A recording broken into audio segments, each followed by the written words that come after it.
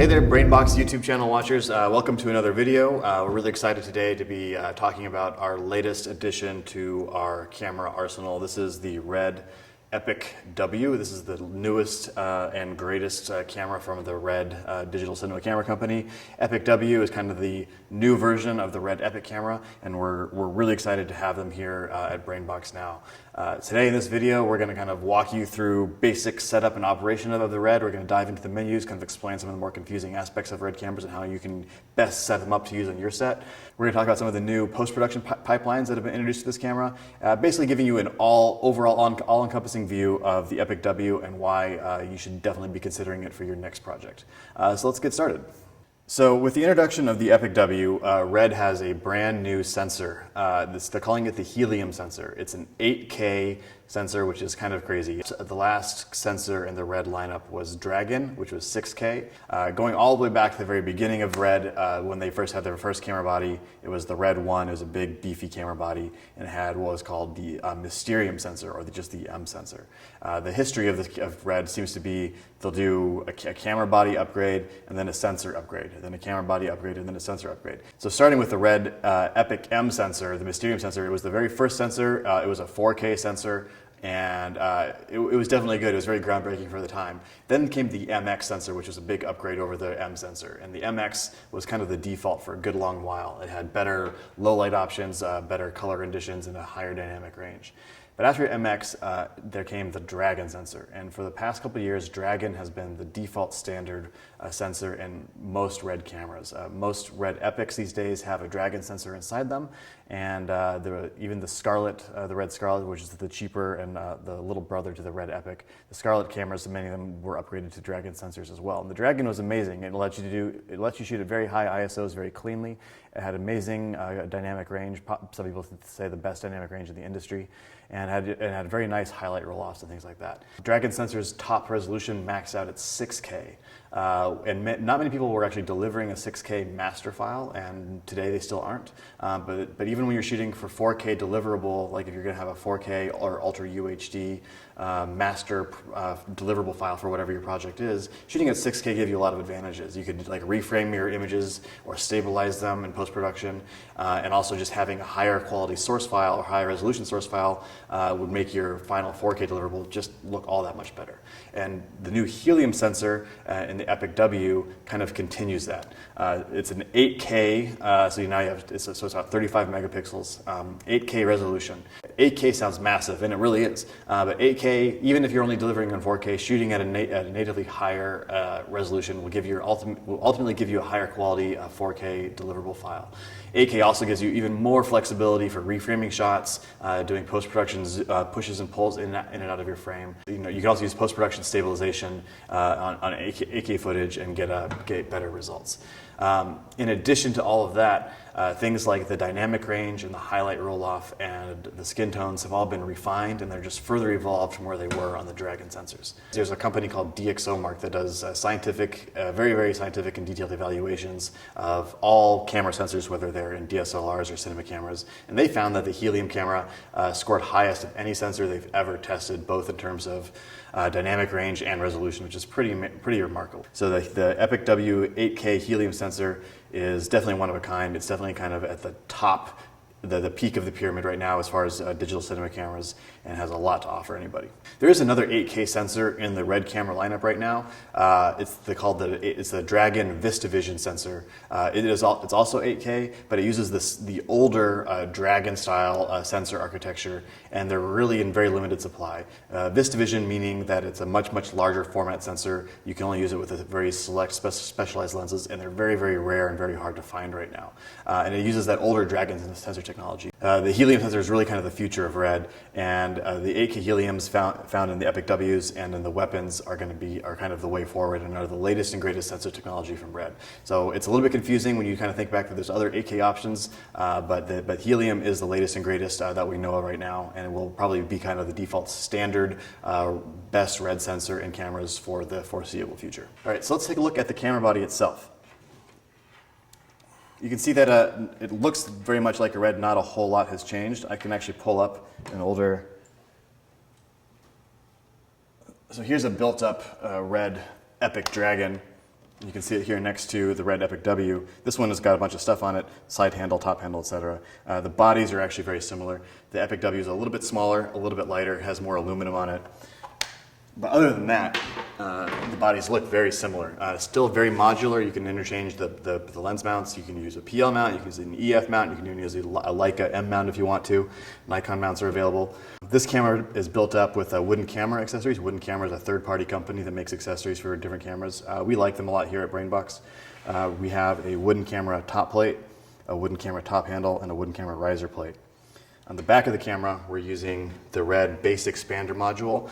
These new modules that Red makes are interchangeable among all of their DSM-C2 line of cameras. Base Expander gives you basic output options like SCI, Genlock, HDMI out, as well as a power input for like running off of AC power. And then attached to our Base Expander module, we have a V-Lock battery plate module, also made by Red, that lets us put our V-Lock battery on there.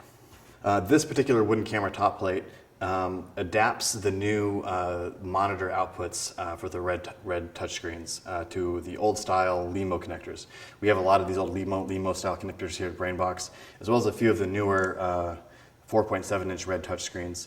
But right now we're kind of using the old school one. I kind of like the look and feel of this one, and I can move it around easily on this Noga arm. But it's kind of nice if you want like a really small, compact build using the brand new Red 4.7-inch touchscreen. The little contacts on the bottom of this monitor will interface directly with the top of the Red camera body, so that you don't have to use cables or things like that. And it's a very small, simple, clean build. But this wooden camera top plate has really nice adapters. It has front and side EVF outputs, so you can actually run two Red LCDs off of the camera simultaneously, something you couldn't really do with the Red Epic without adapters. Or you can run one LCD and then run one Red Pro EVF if you want. Also, the wooden camera top handle has electronic data pass-through to make this run-stop button work. This little red button on the top serves as a second start-stop button, which is really handy if you're doing handheld operations. Let's look over here at the side of the camera. This might look a little bit different to you if you're used to the old-style Reds. These are new mini mags. These mini mags come in a variety of different sizes, and they're definitely smaller and faster than the old Red SSDs. They let you do higher data rates, better compression ratios, and overall just give you a better, bigger file sizes, but better quality.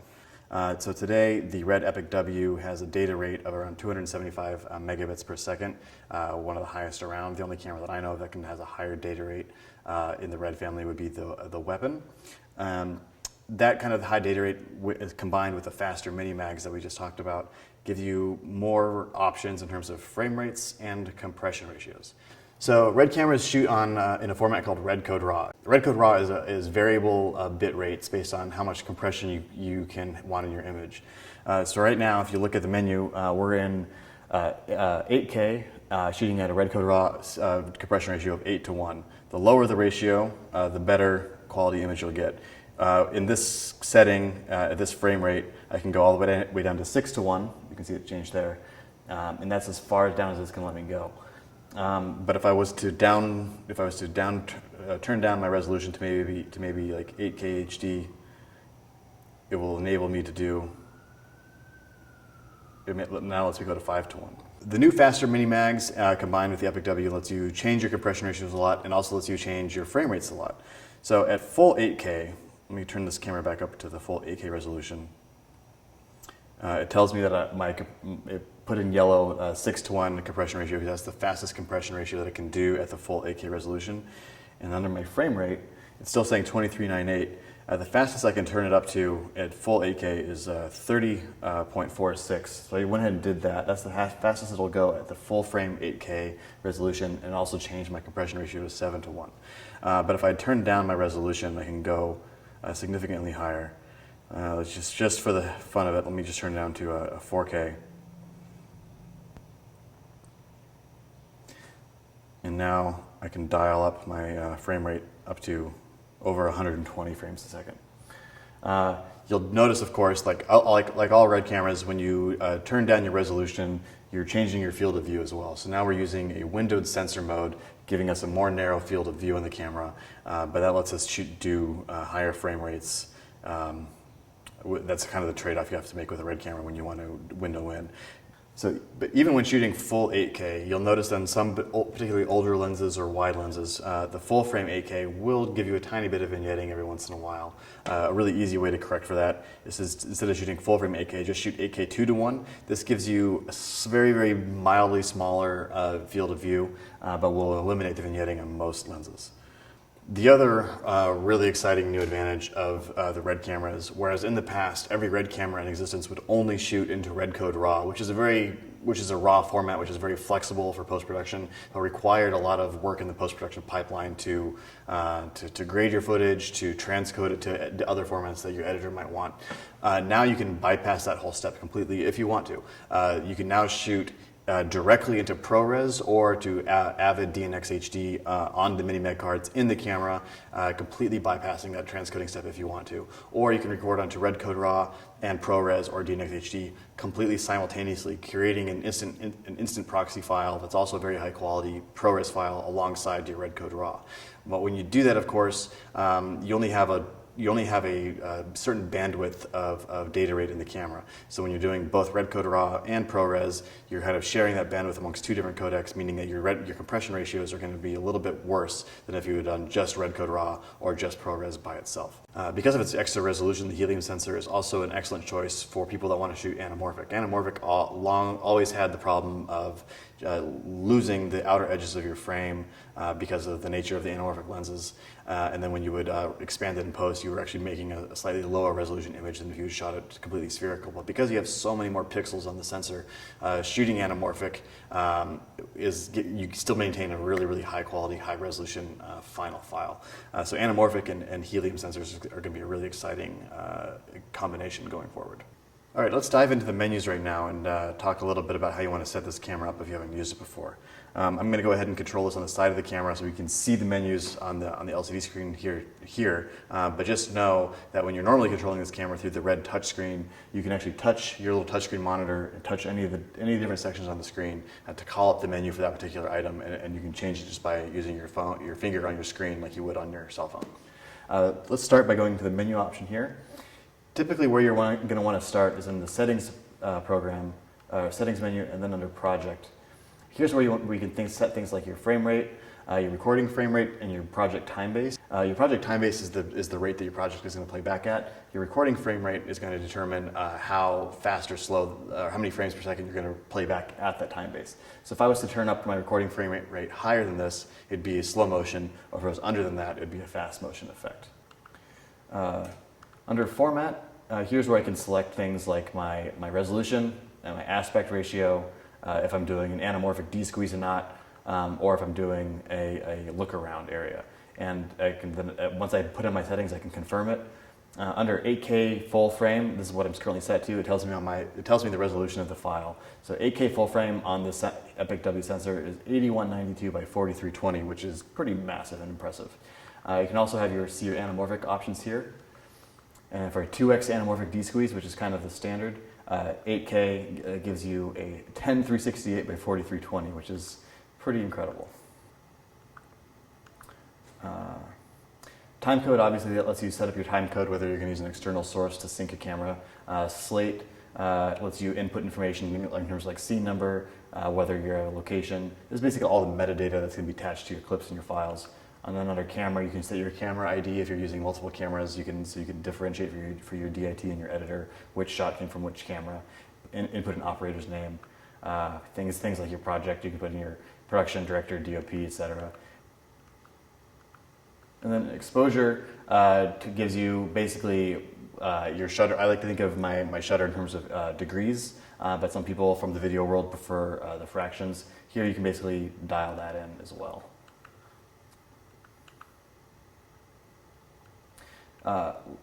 Setup. Under the setup menu, you basically assign smart keys so that you can control many of the common settings that you're going to want to be adjusting from the different hotkeys that are on your monitor or on your camera body. Things like fan control, lens metadata, that's where you find all of that stuff.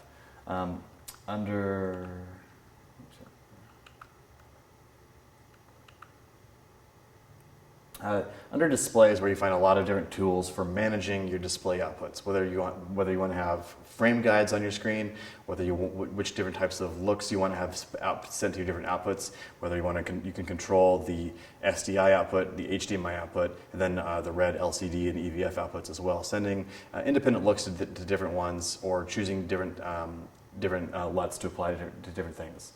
And then you can also set up things like zebras. For helping yourself judge exposure, which you can see which info from the camera you want to have displayed on your menu for easy reference.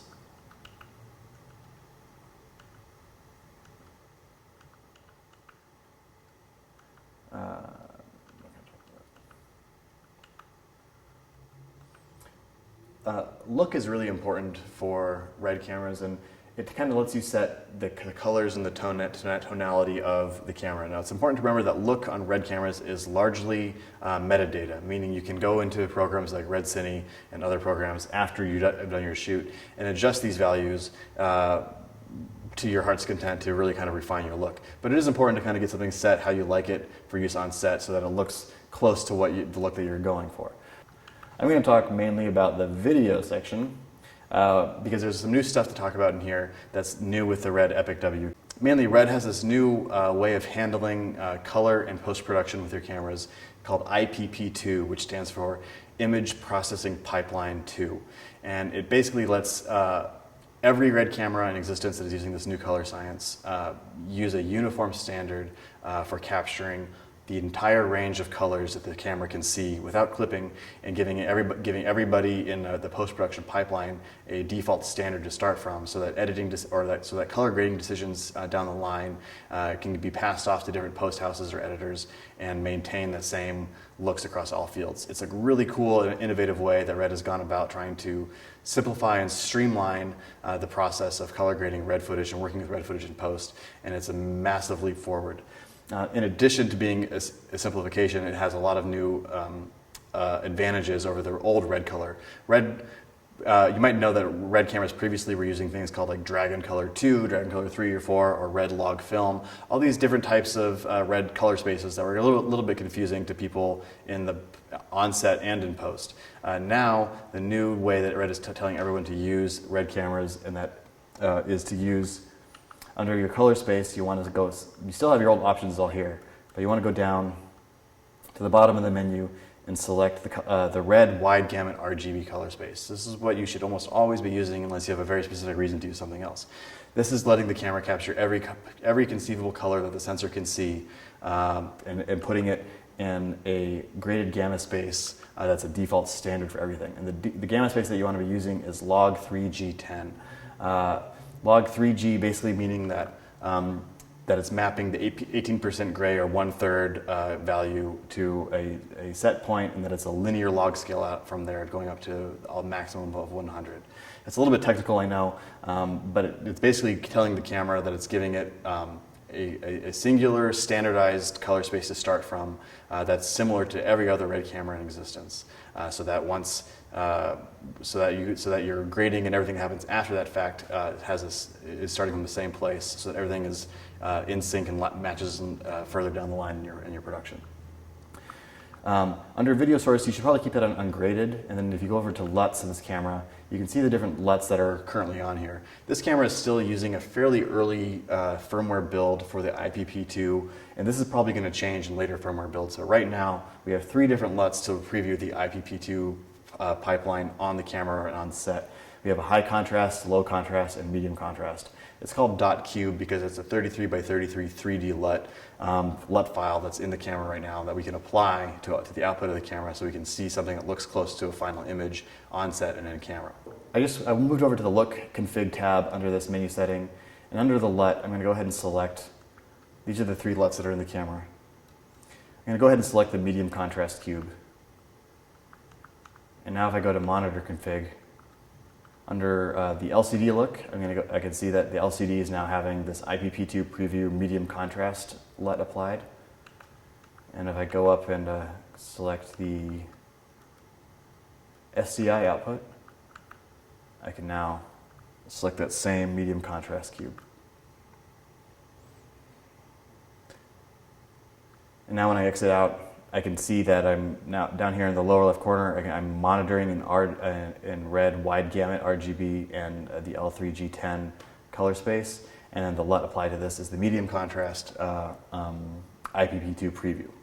So that's a good way to kind of set your camera up for most situations on set. The IPP2 preview is a LUT that's applied to the wide gamut, super high dynamic range and smooth highlight roll-off look that you're now getting with red wide gamut and the L3G10 log curve.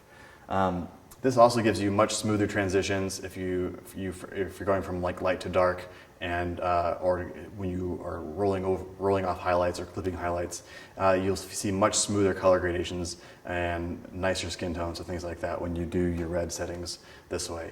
And like I said before, this is still sort of early days for IPP2, and it's going to continue to be refined as Red does more research and has more firmware versions come out in the future. Knowing how the new IPP2 pipeline works will give you a good understanding of your post-production pipeline, and if you follow these steps, you'll make sure that you're always setting it for a default standard to get the best possible performance image-wise out of your camera. So I also want to talk about media device. No. Under the media menu is where you can see the type of SSD you have installed. You can format it. You need to eject your media, of course, before removing it, just like you do on a hard drive on a computer. That's all pretty self-explanatory. Under recording mode, here's where you can change things like your recording file format. So right now it's set to just R3D, but maybe I want to do R3D and Apple ProRes, or maybe I just want to do Apple ProRes or Avid DNx HD. Here's where I can choose those settings. Something else I should mention about Apple ProRes is how when we talked about doing a windowed sensor, when you're shooting in R3D and you're changing it from like 8K to 4K to shoot higher frame rates or whatever, it does window down the sensor. But when shooting just Apple ProRes or Avid DNx HD, it doesn't do that windowing down. It'll still shoot the full sensor, but still change your project resolution to the setting that you like, which is kind of a nice feature. So I can go ahead and select R3D plus Apple ProRes, and it tells me the compression ratio I can use. Looks like I have the lowest I can do 6:1, and I can do this simultaneously with a 2K Apple ProRes 422 HQ. So in Apple ProRes 4444 XQ, which is a very high data rate Apple ProRes, if I select that, it's going to change the lowest compression ratio I can do because it's adjusting the data rate, the max data rate. It's giving more bandwidth to the ProRes and less to the red code. That's why that happens. You can of course also select up to 4K, I believe, ProRes. I think that's the highest right now. I don't think there's a standard at the moment for shooting ProRes beyond resolutions at 4K. That's why it limits you out there. The Red Epic Ws also, of course, have Red's interchangeable OLPF system. It's a new style of interchangeable OLPF, so the camera will automatically detect which OLPF, which stands for optical low pass filter, is installed in the camera. There's different OLPFs available. There's a standard, a low light, and then a highlight skin tone OLPF. The low light one is best for shooting low light situations. The highlight skin tone is best if you're trying to really accentuate brightly lit or skin tone beauty type work. And the standard is kind of a mid-range in between them. The older Red Epic cameras wouldn't have the auto detect for which OLPF you have installed, and you'd have to manually tell the camera which one you had installed, or else it would give you very strange looking images. There's also third-party OLPFs that do things like IR OLPFs or underwater OLPFs that are optimized for certain shooting situations, giving you more flexibility with the camera than pretty much any other camera on the market. It's really important to note though. So if I go to the OLPF, I can see that I currently have the standard OLPF installed in this camera. And for those of you that don't know, the OLPF is a little piece of glass that actually rests in front of the camera sensor and is filtering the light that's coming through your lens before it hits the sensor. And based on the types of light that's filtering out or filtering in, creates the different effect that the OLPFs have. Most of our cameras here at BrainBox have the standard OLPF, but you can also get them with the low light optimized or the highlight skin tone optimized OLPFs, as well as in third-party OLPFs like IR or underwater or things like that. And there's more OLPFs coming to the market from other manufacturers that will soon allow you to shoot very interesting, unique looks natively in camera as a way of creating a look in camera that doesn't rely on things like color grading or post-processing. I forgot to mention earlier that one of the other reasons that you'd want to shoot in the IPP2 kind of setting is that IPP2 is built and designed from the ground up for HDR filming. And I don't mean HDR in the way that HDR has kind of been referenced in the past for like high dynamic range, like photos where you kind of take two images or the same image at two different exposures and kind of blend them together. HDR that I'm talking about with IPP2, it still means high dynamic range, but for the new generation of 4K televisions and projectors that are using a new color format called Rec 2020, it's an upgraded SMPTE approved color rendition format. It's basically an evolution from their old Rec 709 color space. Rec 2020, it gives you high dynamic range, gives you more colors available to show on a display on the screen. The Rec 2020 displays are now showing up in computer monitors and televisions, both on the professional and consumer level, and will soon be everywhere. And so the Red Epic W and the 8K HELIUM sensor is a fully Rec 2020 compliant camera, and using the IPP2 pipeline is kind of the best way to go about creating a graded look for a Rec 2020 display. So that's all the new exciting stuff in this camera, but let's talk about some of the disadvantages, because no camera is really 100% perfect, and these cameras are constantly being evolved and improved through firmware upgrades and new modules and things like that. But right now, some of the current downsides to this camera, because the 8K HELIUM sensor is slightly larger than your standard Super 35mm sensor, some lenses, especially wider ones or older ones, will give you vignetting, and your tolerance for how much vignetting you like in your image will vary, but if you're using older glass or glass that's really wide, you're definitely going to see some vignetting if you're shooting full frame 8K. A really easy way to get rid of that is to shoot at a slightly lower resolution, but that's not always an ideal situation.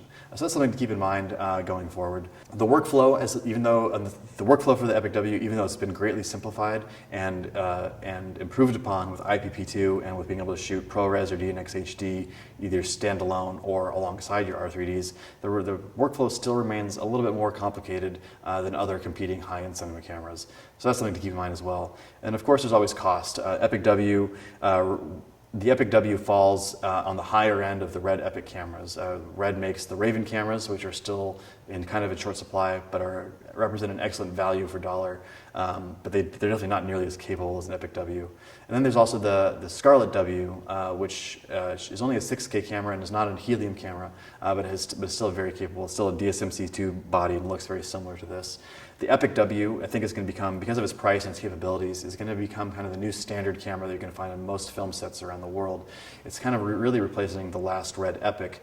The Red Epic was kind of the default camera of the last generation that you would see everywhere, even though there were other cameras around like the Scarlet. The Red Epic was kind of the default standard. And I think the Epic W is really going to become the new standard Red that most people are going to be using. But for some very high productions that really want the absolute best image quality, the Red Weapon, also available as an 8K HELIUM censored camera. The Red Weapon comes at a major price premium, but gives you higher data rates, I think up to 350 megabits per second, which gives you potentially higher frame rates. I think you can go up to 75 frames per second at full 8K as opposed to just 30 on the Epic W. If shooting high speed is something that you're really interested in, you can still shoot high speed on the Epic W for sure. You're just going to be shooting it only into ProRes or shooting at those lower resolutions like 4K or 2K. Currently, on the current firmware, I think you can go up to 140 frames per second on Epic W, which is pretty slow and is good enough for most applications. But if you want the absolute best image quality, lowest compression ratios, and highest frame rates, the Epic W or the Weapon W might be worth a look at. But it definitely comes at a price premium even above the already high cost of an Epic W. So thanks for watching, as always, everybody. I really appreciate it. I hope you were able to learn something. I hope we were able to inform you with some new knowledge about the awesome new Epic W. If you have questions, feel free to leave them in the comments below, or check out our website to see what other cameras we have on offer here at BrainBox. And also, as always, if you ever want to get a rental of an Epic W or pretty much anything else, let us know, and we'd be happy to help you out. Thanks again, and we'll see you on the next one.